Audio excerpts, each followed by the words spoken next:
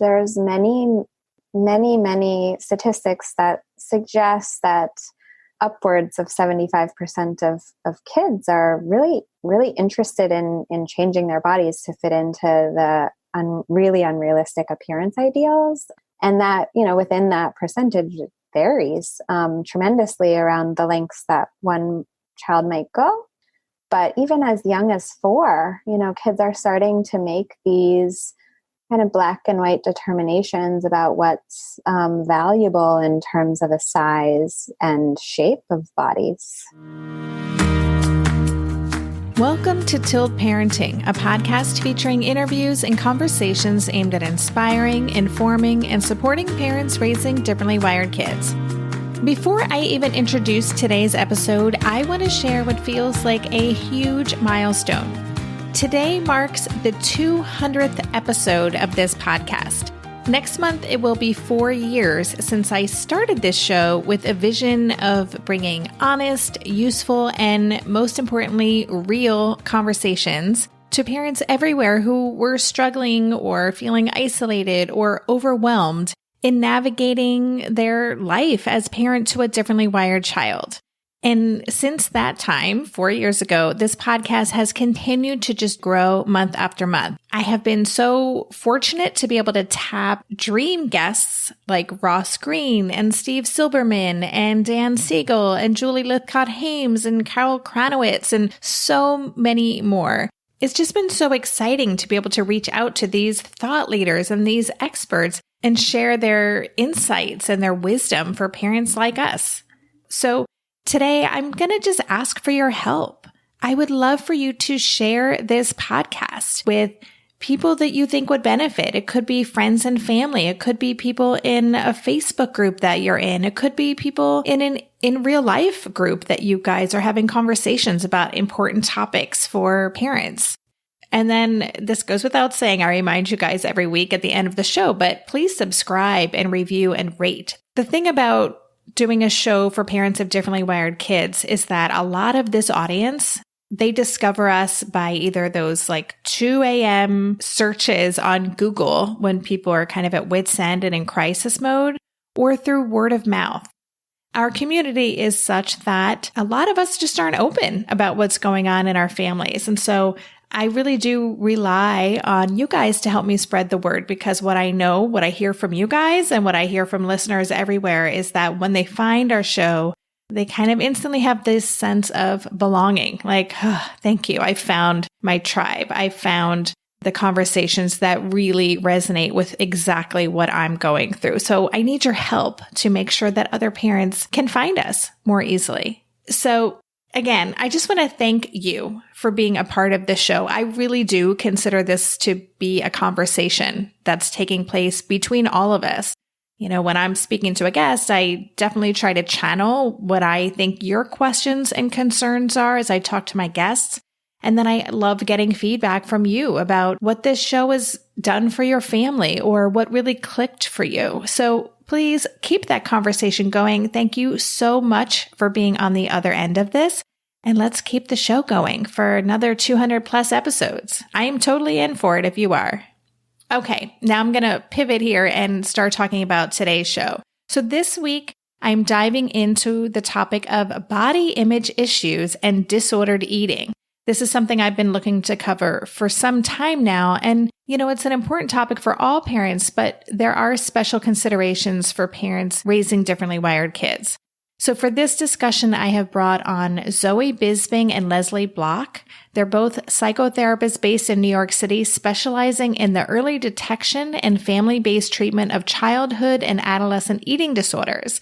And they're also the creators of the Full Bloom Project, a research-informed body-positive parenting resource with the mission to teach parents how to transform their home environment into a place where kids can naturally boost immunity to our appearance-obsessed culture.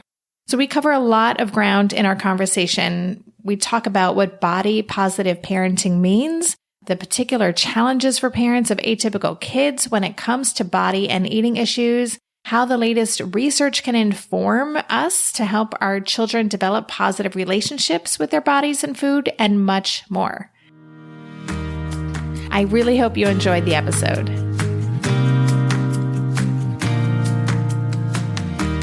Hey, Zoë and Leslie, welcome to the podcast. Thank you so much for having us. Yes, we're so excited to be here talking with you today.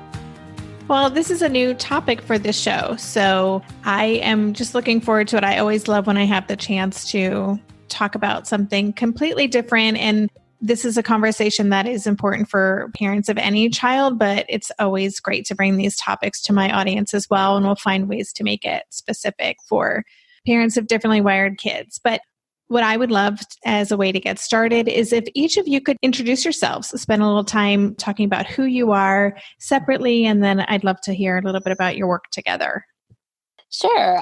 This is Zoë Bisbing here. I can start. I'm a psychotherapist based in New York City. I'm a mom as well of soon to be 3. And in my private practice, I do, like Leslie, have a specialty in child and adolescent eating disorders, and also work with adults with eating disorders, and also work in my private practice with folks struggling with other kinds of things like anxiety and depression, relationship issues. But when I'm not in my private practice, I'm often with Leslie, working on the Full Bloom project, which is, I know we'll talk more about today, a body positive parenting resource. And we co-host the Full Bloom podcast, which is a body positive parenting podcast. So this work, and I'll kind of volley to Leslie and she can tell a little bit more about herself and our journey together. But the work we do in Full Bloom is really about prevention and working with parents of all kinds of kids of all genders, trying to help them never necessarily need us in our private practices. We sort of joke that we're trying to put ourselves out of business. But I'm a native New Yorker and a fan of this podcast. So very happy to be here. And I'll pass it to you, Leslie. Yeah, I'm Leslie Bloch, and I too am a psychotherapist with a practice in Brooklyn Heights in Brooklyn. And I spend a lot of my time working with individuals, kids, adolescents, families, and adults who are challenged with their relationship with food and their body and different levels of severity. And I am also a mother of 2 living in Manhattan, 2 girls. And Zoë and I met in graduate school. We both really were interested in specializing in eating disorders. And we spent a lot of time consulting, doing peer supervision with each other as we built our private practices. We pretty much built them at the same time.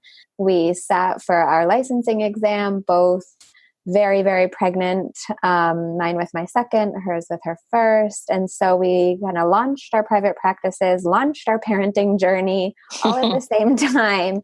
And I think when we both kind of came up from air from that, if there's ever that moment, there seemed to be a little bit of space for both of us to think about, I guess, our next baby, which was really kind of a pivot for us in thinking really about what does the research say is helpful for parents to know about how to raise their children, all different types of children, to have the best chance we can, given our culture, to support them to have a relationship with food in their body, so that they're not preoccupied and they can go bloom in the ways that their mind wants to go.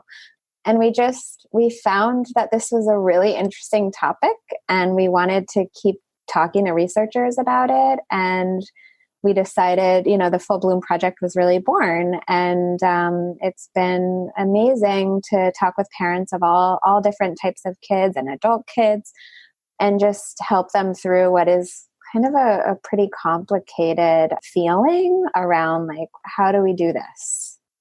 Yeah, as you're talking, I'm just thinking about, maybe 15, 20 years ago, there was just such a focus on eating disorders, specifically in girls, bulimia and anorexia. And then we started to discover this isn't something that just impacts girls, that boys can have these same challenges. And then we started hearing about body dysmorphia. And, I feel like our understanding is getting more and more, but it's still confusing, I think, in this landscape to know how to best support what you guys call body positive parenting and having a positive relationship with your body. So can you talk about what that even is? When you use this term body positive parenting, what are you trying to support parents in creating, and what is kind of the ultimate goal? Yeah. So this is Zoe again. And we've outlined body positive parenting as a parenting philosophy that proposes research-informed methods which aim to most effectively use the family environment and the community environment to promote self-esteem and positive body image in kids. So body positive parenting, as we've coined it, it integrates scholarly research from a variety of different disciplines, including eating disorder prevention, but not that alone. It includes pediatric nutrition, child and adolescent mental health, like the kind of field of psychology, and something called health at every size, which we might not get to kind of really dig into today, but that is very much one of the tenets that folds into it. And one little caveat I'll say off the bat, we do use this term body positive parenting, but through our journey, we've gotten to speak to so many different researchers, and we're so committed to having our resource be very inclusive, not just of all types of, wired children, but also all genders. And so one of the things that I'll throw out there for those listening, we do use the term body positive parenting, but sometimes, especially with like gender non-binary kids or trans kids, this sort of point isn't about getting positive about your body, but maybe more of like a body neutrality, or some people use this term body liberation. So those are nuances that if people are interested in, they can check out our resources, and we really try to delve into that. But we do say body positive parenting because our goal is for every body to be able to have reverence and a sense of dignity and respect for their own body, its function, its form, all of it, which, it's hard to do. But there are sort of the goals are sort of going to be different depending on what type of person we're talking about. So I just wanted to put that out there as a frame for our discussion. Yeah, that's super interesting. And I would love to even just take a step back, and I'm wondering if you could paint a landscape for us of what is the status quo right now, or I'm sure you guys are in the research and you're well aware of what the state is for today's youth and children in terms of eating disorders or having negative body image. So what is the landscape like right now? I wish I could be more positive about this, but I guess that's why we're really working on this project, is because in general, our culture is one in which we use the term diet culture. We really all live, our kids and us and everyone, in this culture in which appearance ideals are really equated with health and virtue, and a person's value is tied to their body size, kind of in terms of the messaging that our kids are growing up in and are getting bombarded with, and even more bombarded with because of social media. So our kids are kind of jumping in, trying to learn to swim in this ocean of our culture, which is challenging to really accept their body as it is. And I think we can all relate to that feeling. And so we have a lot of work to do here as a culture and also as individuals. And children are challenged. There's many statistics that suggest that upwards of 75% of kids are really, really interested in changing their bodies to fit into the really unrealistic appearance ideals. And that, within that percentage, it varies tremendously around the lengths that one child might go. But even as young as 4, kids are starting to make these kind of black and white determinations about what's valuable in terms of a size and shape of bodies. So you want to add anything to that? Yeah, I mean, I think we can also just reflect on images we see. I know for myself, I was walking down the street today and kind of this little boutique on the Upper West Side that's sort of geared towards tweens. And I was noticing just the shapes of the mannequins in the front of the store. And they were all the same size and they look, like tall versions of thin children. And I think to sort of answer your question, and it's not particularly positive answer, but there is this big disconnect between what the ideals are and what is reality for most people's just genetics, most people's biology. And I was recently reading a statistic that like in puberty, for example, it's something like 40 to 70 pounds of weight gain is sort of to be expected in terms of the growth needs of a child. And, puberty, if, for example, is this time where if we're really just looking at what's natural, the body should be chunking up, for example. And I think about puberty when I walk by this tween store, like that's the age for puberty.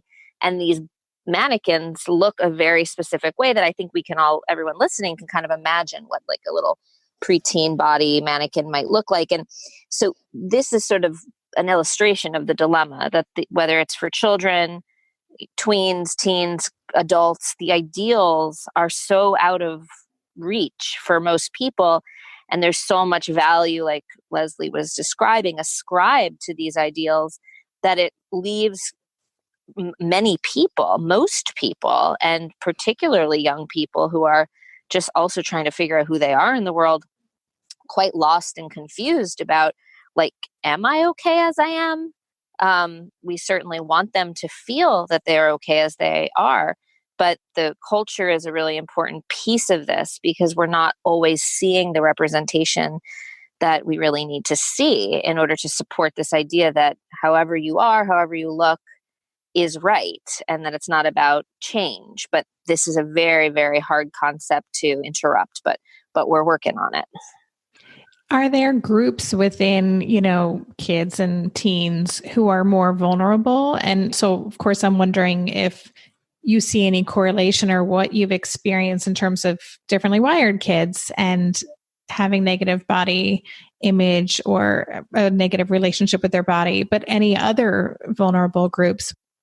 Well, there's certainly a vulnerability that's passed down if there's eating disorders in the family. So we know now that eating disorders are highly heritable and are passed on through a genetic link. And so if a child was born from parents who have eating disorders in their family, there's naturally going to be a predisposition for risk. So there's one there. Two is any individual who's naturally in a body that's considered larger, on the larger side, is absolutely more at risk because our world contains a huge amount of weight discrimination and weight stigma and fat phobia that this individual is likely to experience, and that the general cultural response to that is, well, there must be something wrong. This person must not be doing enough to manage their weight, which is actually very, very false. But we need to help those kids not succumb to, the solution is try to lose weight, because we know that's not effective. And more, we really want to help those children in other ways and help change the culture. So that those would be the two primary kind of populations that are at risk. Zoe, do you want to add anything? Yeah, there's a couple others I think are relevant. One, unfortunately, that stereotype of eating disorders affecting girls is not, it's not untrue that there are very unrealistic appearance ideals that girls are facing. They're facing boys, they're facing kids that don't conform to, the gender binary as well. And it's been interesting to speak to some of the researchers that are looking more specifically at the gender non-binary trans community of kids, because there's a limit on there's not very much research around that, but kids that are experiencing gender dysphoria, they are also very much at risk. And then the other thing, and it's sort of an interesting dichotomy, because Leslie's right that kids that are in larger bodies, that they are particularly vulnerable. But something else that is a risk, perhaps relevant to some of your population, one of the risk factors for developing anorexia, which is a specific type of eating disorder, is energy imbalance and low weight. So oftentimes, for a variety of reasons, and this may not be about appearance ideals, but this is more just the sort of biological response. And if a body goes into an energy imbalance, meaning getting fewer caloric input than output, and weight loss is sort of a consequence of that, sometimes, particularly if you think about that genetic risk factor that Leslie was talking about, that can unfortunately become a little bit of a perfect storm to dive into the anorexic mindset and like full-blown anorexia. So that's a sort of more nuanced risk factor, because it's not necessarily about appearance ideals. It could be. That could happen when a kid goes on a diet because they're trying to, they're striving for an appearance ideal that's out of reach, and then energy imbalance happens, and then the sort of cascade towards anorexia can happen. But this can also happen when energy imbalance is affected by things that have nothing to do with appearance goals, So I would add those as additional vulnerable pockets. Yeah, and just to kind of introduce this, there is a clinical eating disorder called avoidant and restrictive food intake disorder. It's sometimes referred to as ARFID. And that is really kind of an extreme picky eating. And so that there is an element of, that really trying to help families and parents with the feeling of picky eating is where we want to try to help intervene and help them through that process, because picky eating can sometimes turn into, because of what Zoe was just speaking about, an energy imbalance, which in turn can become a clinical eating disorder called ARFID. Yeah, I've read an article about a link between autism and eating disorders that talked about ARFID, because a lot of people on the spectrum do avoid or have really strong sensory experiences that might impact their diet, so that they're particularly at risk for that. Yes, absolutely. I would say that is a particular risk, and sometimes differently wired children, that it may be more of a sensory relationship that can be a risk factor, and that we work on treating and helping the child and the parents manage that relationship. And tell me a little bit more about what you've seen with ADHD. That's something else that I've read, that there's one study I was looking at from 2007 that found that girls with ADHD were almost 4 times more likely to have an eating disorder than those without ADHD. And I'm wondering what you've seen in your practice and what you can say, if anything, about the link between those things. I mean, I can speak anecdotally just in terms of what I've seen with when there are sort of co-occurring issues. And I think that it's what I've seen has been related to what we're talking about, that there are almost these competing challenges, or in some cases, the stimulant, which can be, I mean, so I know it can function as an appetite suppressant, can disconnect the child from these sort of very important cues, hunger cues, fullness cues, that are really like one of the most fundamental aspects of what we talk about with body positive parenting. And yet there's usually a good reason for why those medications are being administered. But it becomes a bit of a, you're treating one problem, but it's sort of a little whack-a-mole, because then you're sort of exacerbating another problem. And if then weight loss or again, this energy imbalance ensues, the challenge really becomes, and sometimes it means really conversing with the psychiatrist, and if there's a nutritionist involved, or if it's the therapist. And this is sort of out of the scope of what Full Bloom is about, because we're talking more about prevention. But when those issues come up, it's really about figuring out, well, okay, this medication is being used to treat these symptoms, but the food is also an important medication, both to prevent and to treat this sort of eating behavior issue that's happening. And so it's never a one size fits all answer, but oftentimes I know I've had conversations in terms of timing of medication and figuring out foods that are have a high caloric index, that can keep the fuel going, even though maybe they're not taking up as much space in the child's stomach, but this is definitely a complication that comes with co-occurring issues. Mm-hmm. I also think that, one of the resources that the Full Bloom has really illuminated for me is the work of Ellen Satter, who is just a wonderful resource for all different types of children and all different types of emerging challenges, but also she really, really has offered a wonderful approach to feeding and eating for all children. And one of her kind of tenets is really helping kids in the structure of eating, and that as parents, that's our responsibility to determine the when and the what of our kids' eating structure.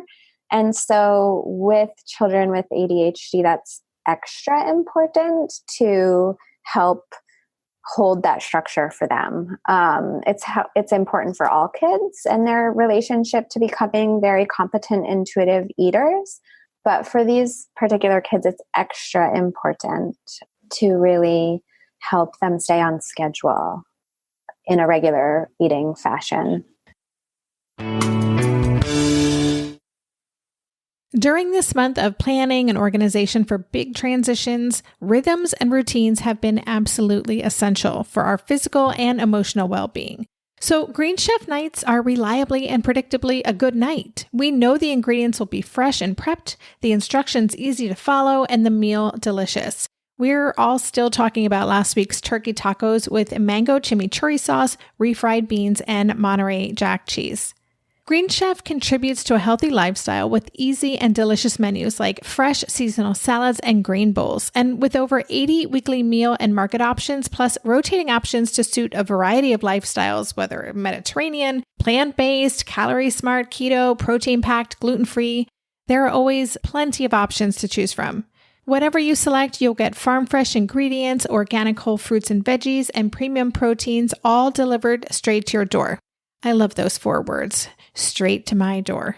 Oh, and one more thing I love about Green Chef, they have an app, which means it's easy to manage meal preferences and delivery from your phone if you want to. And I, for one, want to. I am in that mode where I'm making the most of little moments like waiting in line at the pharmacy or for the F train to pull into the station to tackle all of those to-dos. So the convenience of an app is key for me. Green Chef has a special offer for Tilt listeners. Go to greenchef.com/tilt50 and use code TILT50 to get 50% off plus 20% off your next 2 months. That's 50% off plus 20% off your next 2 months when you use the code TILT50 at greenchef.com/tilt50. Maybe I've watched too many seasons of The Amazing Race, but every time I have to go somewhere on the subway, I treat it like a competition. It's all about making the right gut decisions about which route will get me there the fastest. Sometimes those decisions get me where I'm going early, and other times my gambles don't really pay off. Probiotics can't help with most gut decisions, but if your gut needs a little support, Ritual has your back. Their Symbiotic Plus, a 3-in-1 supplement, has clinically studied prebiotics, probiotics, and a postbiotic to support a balanced gut microbiome. I've been using Symbiotic Plus for about 6 months now, and it's become a core part of my morning routine. I take the mini capsule every morning while making my way through my inbox, whether I'm at home or I'm on the road, because it doesn't need to be refrigerated. And the capsule itself is delayed released, which helps it survive the harsh conditions of the upper GI tract for delivery to the colon. And that's exactly where we want it to go. Ritual invested in a study modeling the human colon, which showed that Symbiotic Plus significantly increased microbial diversity and the growth of beneficial bacteria. There's no more shame in your gut game. Symbiotic Plus and Ritual are here to celebrate, not hide your insides.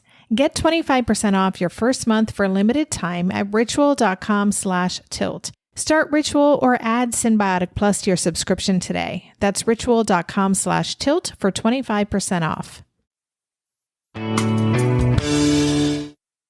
Well, let's talk about the parental responsibility in this relationship because, I just think about that's always been a goal of mine personally is that my son who has ADHD, who actually is so in tune with his body, it's freaky. Like he is the kid who will leave a sundae half finished and I'll be like, oh, I'll take the rest of that. But he was a kid who was really underweight when he was younger. And I know that's the case for a lot of differently wired kids. These are often kids who, when they're little, they're maybe in the 15th or 20th percentile. Or they might be on the other side of that, when we're doing all those wellness visits at the pediatrician and we're told where a child lies on that spectrum. And so I have always been very aware of the language I use and making sure that I don't contribute to an unhealthy relationship with food. But I can see how easy it is to do, right? With a little comment here or there, or just these messages we're sending to our kids with maybe not even realizing it. So what is the goal with parents? Like, how can we create that family culture of body positivity where our kids, will grow up having a good intuitive sense of their own eating, but also respecting and having that reverence that you talk about for their body? I think that what Leslie's talking about in terms of the division of responsibility, the work of Ellen Satter, it definitely is a big part of it, like the way you structure your meals in the home and the way you do, take up your responsibility as the parent, like Leslie's saying, in terms of the what and the when and the where, but that we really leave it to our children to finish the sundae or to eat half of it and no judgment. And so that's sort of the behavioral part around food. And we can certainly talk more about it. But I think it's also about creating an environment in the home. And again, we're realists. Our job is to serve as buffers. We can't, and it wouldn't be helpful to our children to shield them from the reality of what the world is like, but we are able to, and we know through research that parents can have a very profound buffering effect. And one of those things is to make sure that in your home, there is no morality in food, that and this is hard because of diet culture that Leslie was talking about before, where you might, and again, we don't blame or shame anybody for using words like this, but you might have language like healthy food and junk food and, or you have to eat this before you get your dessert. These kinds of very normal things that, I find myself often saying, I try not to because of all that we're learning, but to really create an environment where there's equal availability and morality. So, I know with Ellen Satter's work, there's a lot of recommendations to even serve the dessert with dinner, just to sort of put it on the table and really strive as parents to have an almost like a no big deal attitude towards all the food so that there's no parade when your child eats a vegetable and no freak out if your kid is eating too many lollipops. But again, remembering that the parent is also deciding, what and where and when, like you may not be putting 13, different desserts on the table at a time. You might be controlling how much you're offering, but we want to give our kids a chance to sort of take up their role and take up their lane, which allows them to do this self-regulating, like what you're describing in your son. And really making sure that the environment, if you can, obviously like everyone's coming at this with a different amount of privilege and resources, but in an ideal scenario, you'd be able to offer a wide variety of foods and just notice as a parent, do you make comments about foods? That these most important, I think, is like healthy foods or clean foods or junk foods or processed foods, and just be mindful of not making comments like this, because we really want our kids to relate to food in a very balanced way without so much judgment.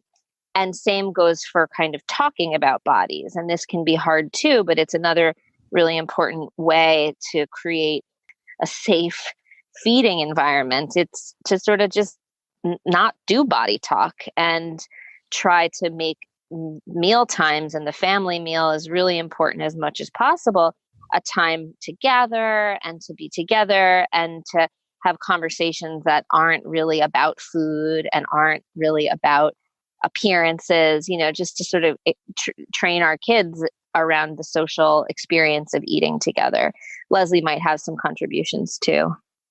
Yeah, I think one of the fundamentals that is really important for parents to get their heads around, which I think is really challenging for most people in our culture, is that your child has, just like you do, really what we call a genetic body blueprint, that, their body is going to grow as their genetics have determined it will grow. And that's pretty much predetermined. And that, our culture really makes a lot of money off of people thinking and selling that, like, if they eat a certain way or if they work out a certain way, they're going to skew towards like the appearance ideal. But the reality is that's 95% of the time that just doesn't happen.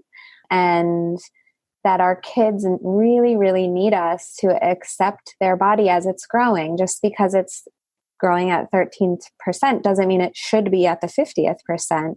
We want to see that typically kids' bodies will grow around, they're a growth curve, not the 50th percent. It will grow around the growth curve, and that's totally normal. And that is what we want to support. We don't want to be afraid of our children's body being in a certain size. And that is really, really challenging for many, many parents, because we just don't live in a culture that supports that fact.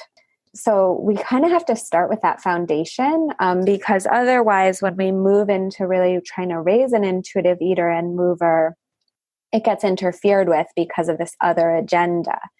So many, many people have to do a little bit of work around that in order to come kind of really show up to the table and let their kids do their kids' job, their responsibility of choosing kind of which things from the table they want to eat. And if they don't want to eat some of the things, that's totally their responsibility to choose, and how much.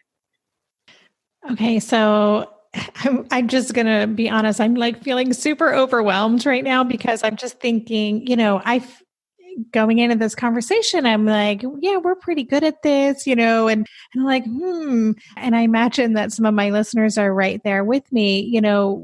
I've been super conscientious about my son's body image just being careful about that. And really, he asks me if he can get a piece of chocolate while we're watching The Good Place. And I'm like, that's your choice. That's for you to decide. Or if he asks how much, I'm like, you decide what you think is the right amount for you.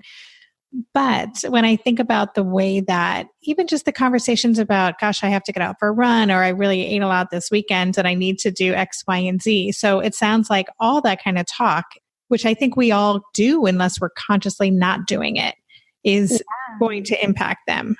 Absolutely. I mean, more than we think. And I again, and we haven't really stressed this enough in this conversation, but we really, really want to make sure that our message comes through with tons of self-compassion and compassion for whatever we're doing, because we're all in this culture in which that just seems totally normal to say something like that. But the truth is, the research really shows that those type of comments, not directed towards our kids at all, but just our own comments about stuff, is is happening all the time, and it truly is when we start to look at it, and it's not helpful.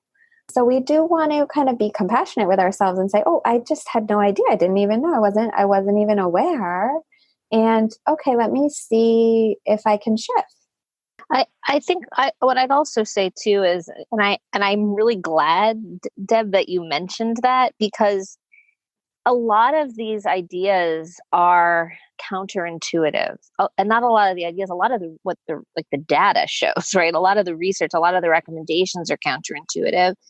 And one of the things, and I'm really grateful that you brought up self-compassion, Leslie, because we can't actually have any of these conversations without that being our one and only goal, to like offer ourselves self-compassion, and also to remember that it's not too late. It's never too late to take stock in some of the ways we've been operating and notice and say, wow, I didn't mean to do anything other than love my kid. And most people certainly listening to this podcast are just trying to love and help their kids, and know that it's never too late to make adjustments. And what's never too late for is, especially if you have an older child, to talk to them. With a 2-year-old, you might not do that. You might just pivot, but to be able to say, I want to just mention that, like, I've made a lot of comments, or that I've noticed that, in our family, we do have a little bit of a culture here where we make comments about like, oh, I ate so much, I got to go for a run. And I've been taking in new information, and I just want to let you know that I'm really going to be striving to do that differently, because I see I'm learning. And that's more so the point. Obviously, we have, especially if you get us going with talking, we could overload anybody with information. That's part of what we're doing in our own way with getting all the information from the researchers and activists we talk to. But the most important part, and I would say that I hope the biggest takeaway, is if you're hearing anything new, if you're learning anything new that makes you think twice or even feel overwhelmed, that you just know that that's okay, and that any contemplation around any of this is just wonderful, both for yourself and for your kids. And it's never too late to make adjustments. I really want that to come through. Well, that's helpful. Thank you. Now I feel a little better. Good. Last thing we wanted was for you to invite us here and then for us to stress you out.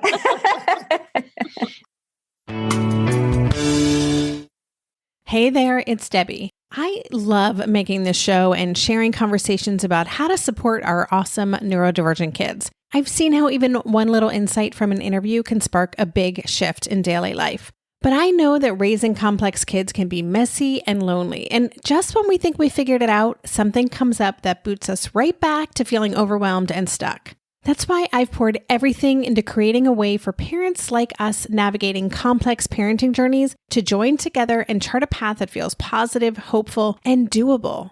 It's the brand new Differently Wired Club experience. In the club, you'll get personal support from me and other seasoned parent coaches, 6 live calls every month where you can connect and get your personal questions answered, the opportunity to learn directly from authors and experts like I have on this show, monthly themes for getting specific and tactical, an exclusive private podcast feed, and the best, most generous community of parents. Seriously, these folks show up for themselves and each other, and that right there is really everything, because it's a daily reminder that we're not alone. Our kids aren't broken, and we have totally got this. The recently rebooted Differently Wired Club is on a brand new platform with its very own iOS and Android app. It is such a great space. However you learn, whatever your style, no matter the ages, genders, and neurodivergent profile of your children, the Differently Wired Club can help you cultivate the positive shifts you're hoping for.